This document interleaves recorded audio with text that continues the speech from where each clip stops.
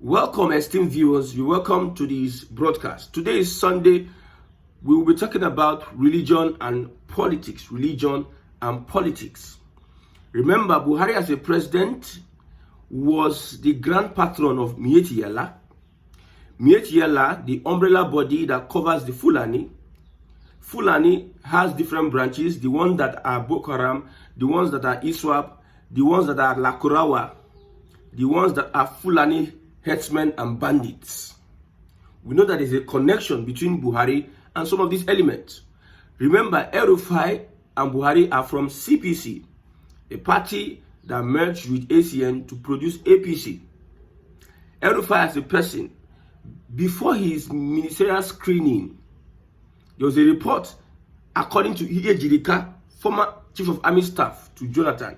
He said that Rror is a commander-in-chief, or however, has affiliations with a terrorist group called Boko Haram, according to Ejirika. Also, Renomokri confirmed that stance.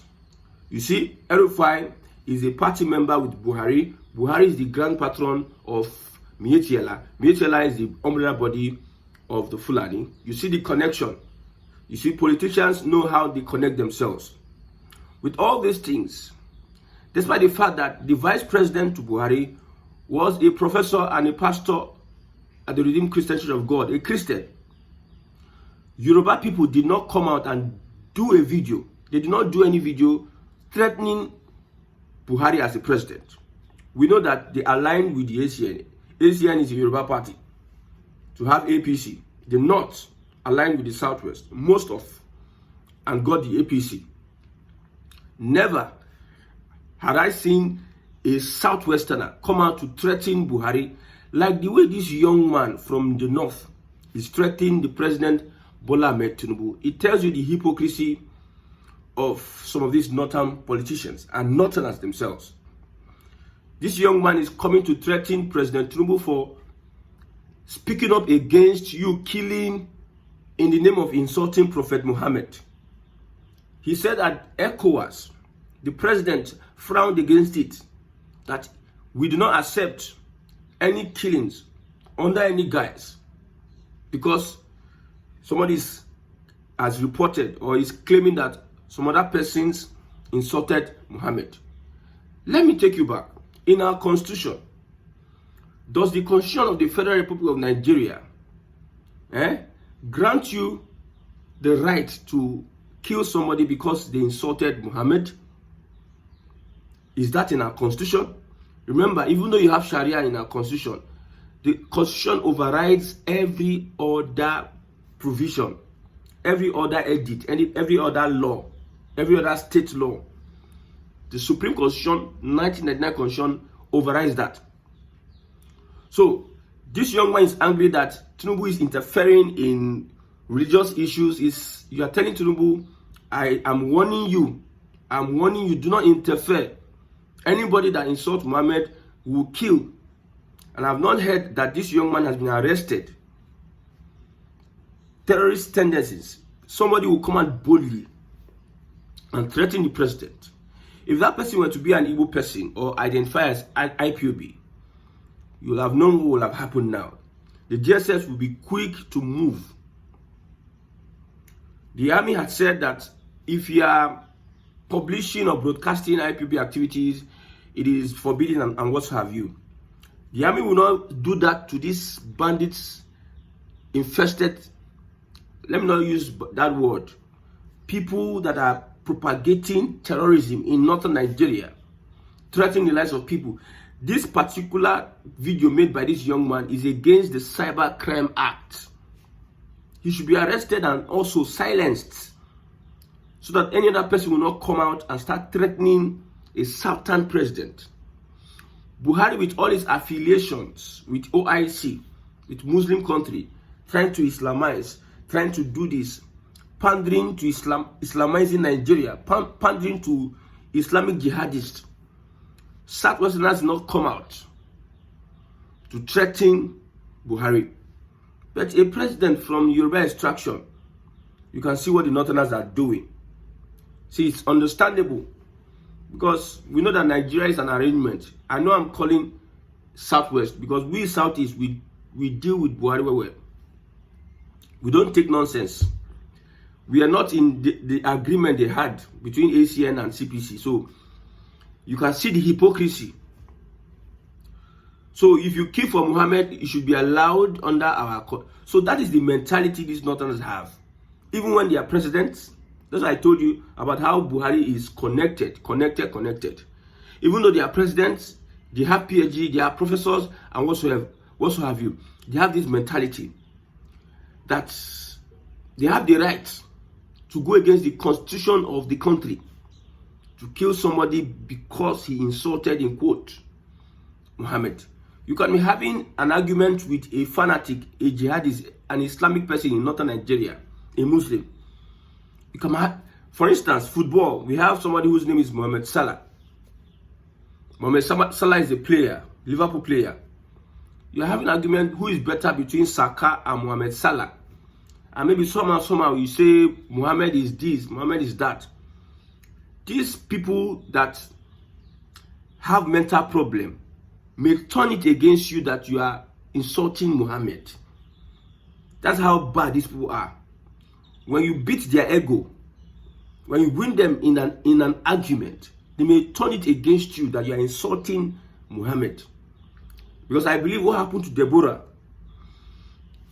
her classmates were jealous of her result or her accomplishment and how she was trying to elevate Christianity in that WhatsApp group, and her defense standing on her ground that Jesus helped her. They now had to turn it. This is how mentally disoriented these guys are. So a young man from northern Nigeria will just wake up from his bed and start threatening the president, saying that they will kill anybody that insults Muhammad. And they are the ones that will determine what an insult is. The president knows what he needs to do. If he doesn't do the right thing, then that means he's not representing the southern presidency very well. Unlike Jonathan that looked weak to these guys.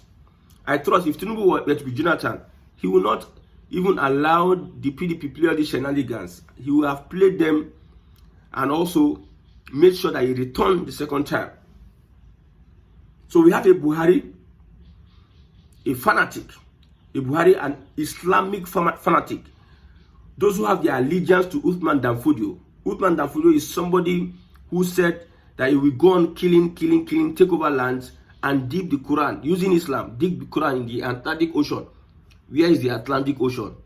Is the Atlantic Ocean in northern Nigeria? No wonder God helped some people that the Middle Belt beheaded him and killed him, stopped him on his way. They made sure that they made an open show of. See, these northerners you see that are doing gragra, because they look at Christianity as a religion that does not physically come out to do one or two things. And that is a lie. That's a lie. Physically. The Bible says, love your enemies. The same Bible tells us who our enemies are. The Bible tells us that we wrestle not against flesh and blood, but against principalities. So the spiritual fight should be against our enemies, who are the principalities and powers. If you notice now, the killings have been reducing because everybody don't give themselves brain. You see, all these northerners, they believe that if we attack Christians, they will not attack back. No, it is going to change. It has to change. We need to defend ourselves. I'm telling you. Somebody cannot come to my house and say he wants to kill me and I open my chest for him to kill. That is cowardice now. God has not created you to become a coward. God has not created you. He gives you precious life. You cannot. He told Adam in the Garden of Eden. He told Adam, take care of this garden. Prune it. Replenish. So God has given you life to replenish life because of some kind of doctrine. Somebody will come with his cutlass and you are running away. It kills you and you say this. my brother, if you are persecuted for Christ's sake, is different from, let me ask this question. Rome, now the Pope is being buried. The Pope, Rome is a country. If you have Christian countries, won't Christian countries have armies? If you have a Christian country, just like Rome, won't a Christian country have an army that will defend that country?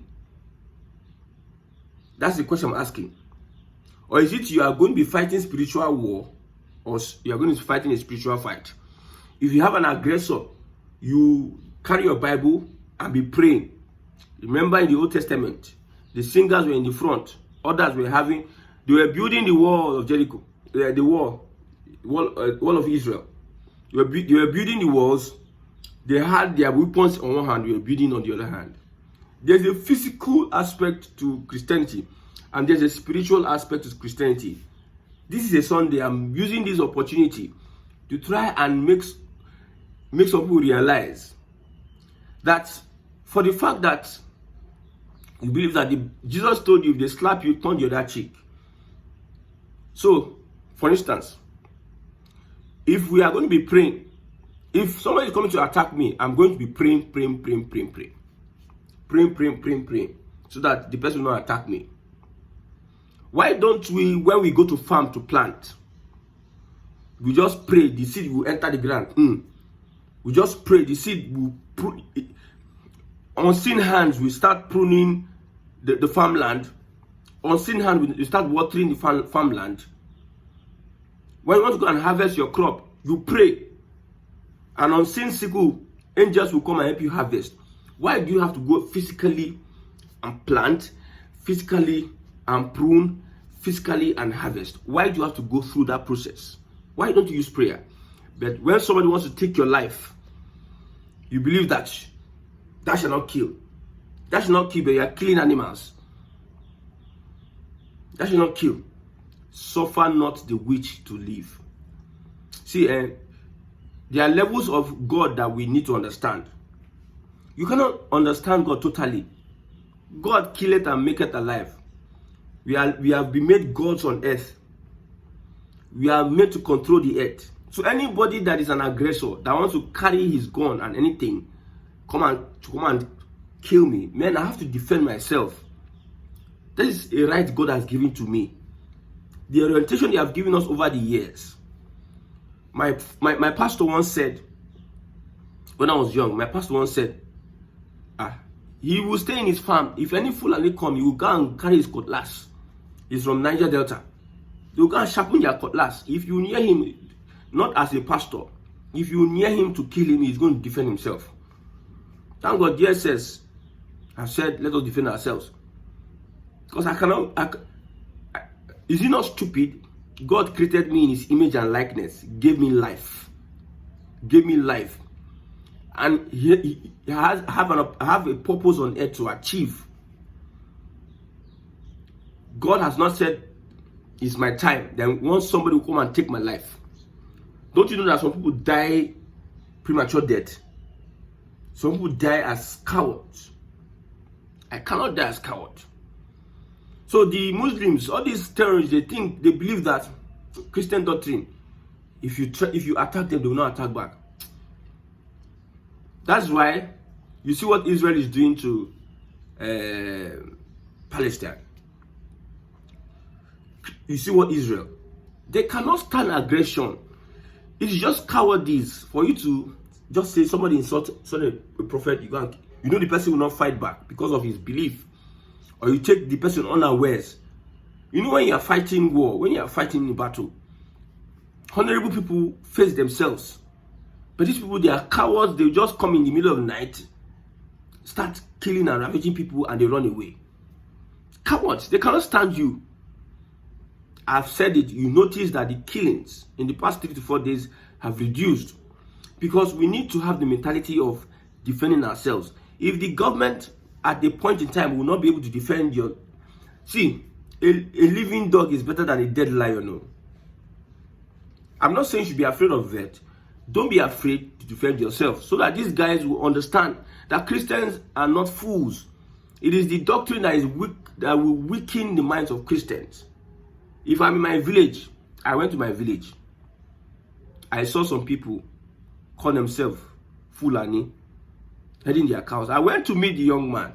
I said, "Do you speak English?" He saw me.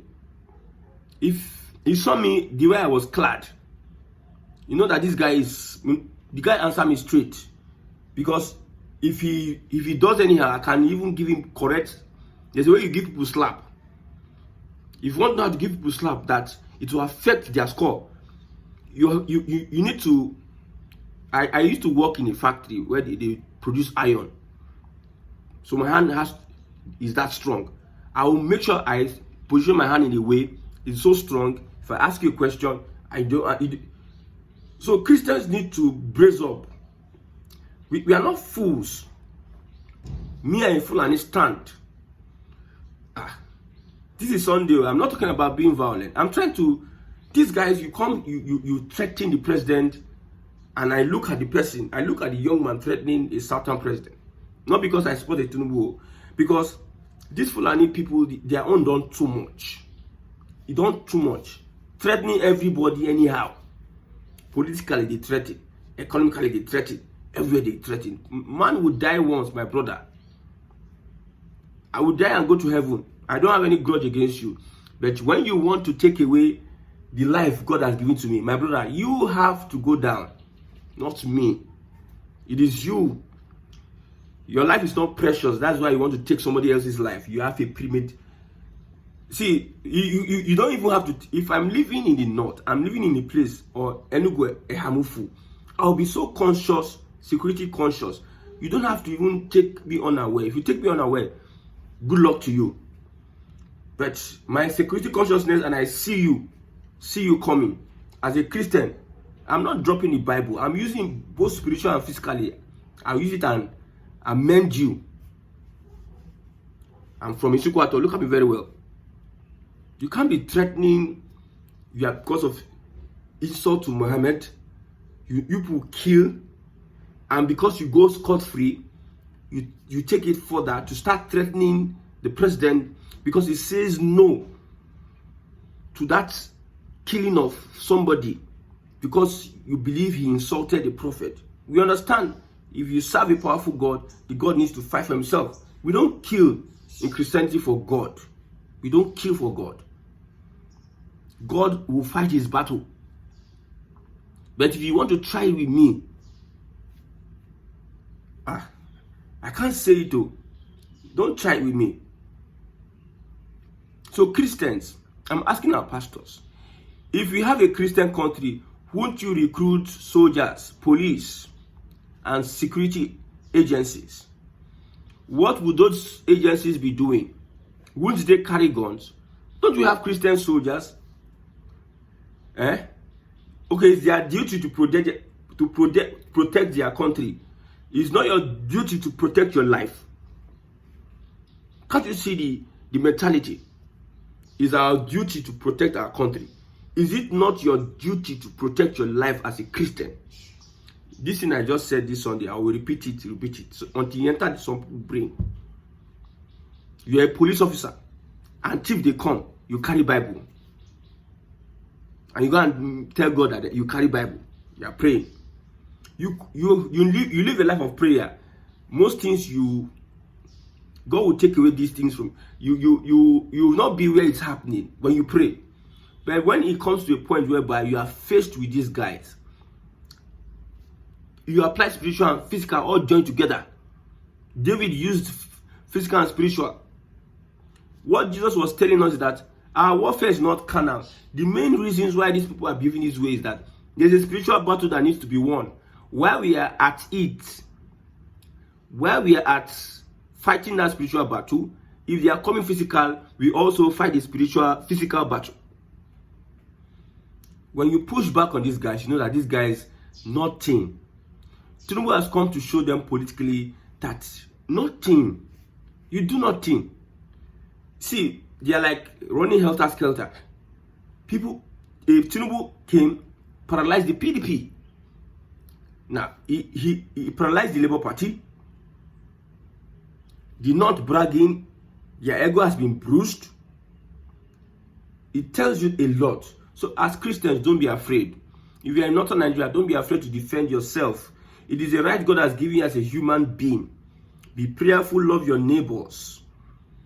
Pray for your enemies to change. And if the enemy refuses to change and wants to come and take your life that God, you don't know what God give you life. And some riffraff want to come and take it because he believes that you do this or that.